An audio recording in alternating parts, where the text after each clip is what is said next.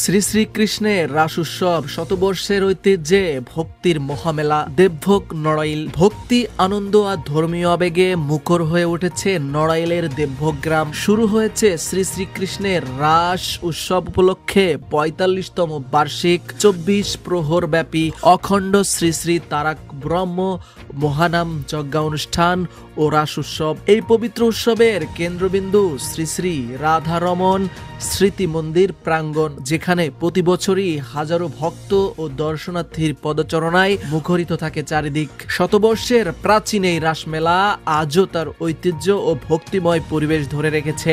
উৎসবের শুরু হয় ভোরের ঘণ্টাধ্বনি আর শঙ্খধ্বনিতে। প্রহর ভিত্তিক মহানাম সংকীর্তনে অংশ নিচ্ছেন দেশ বিদেশের নাম কীর্তন দল। মন্দির প্রাঙ্গণে প্রতিধ্বনিত হচ্ছে হরে কৃষ্ণ হরে রাম হরে কৃষ্ণ মহামন্ত্রের ধ্বনি। উৎসবের অন্যতম আকর্ষণ হচ্ছে ভোগ প্রসাদ। প্রতিদিন দূর দূরান্ত থেকে আসা ভক্ত অতিথিদের জন্য বিনামূল্যে প্রসাদের আয়োজন করা হয়। গ্রামের যুবক ও স্থানীয় কমিটির সদস্যরা নিজেরাই এই ব্যবস্থাপনায় সার্বক্ষণিক ব্যস্ত থাকেন। সকলে একত্র বসে যখন ভোগ গ্রহণ করেন তখন যেন মিশে যায় সম্প্রীতি, ধর্ম আর মানবতার মেলবন্ধন। রাসমেলা ঘিরে জমে উঠেছে রঙিন হাট ও বিনোদনের আয়োজন। রয়েছে নানান পণ্যের দোকান, মিষ্টির স্টল, খেলনা, চুড়ি, পোশাক, কাঠের খেলনা এবং স্থানীয়ভাবে তৈরি মাটির শিল্পকর্ম। সন্ধ্যার পর মেলার মাঠে আলো ঝলমলে পরিবেশে আয়োজন করা হয়ে থাকে ভক্তিগীতি, নাটক ও সাংস্কৃতিক অনুষ্ঠান।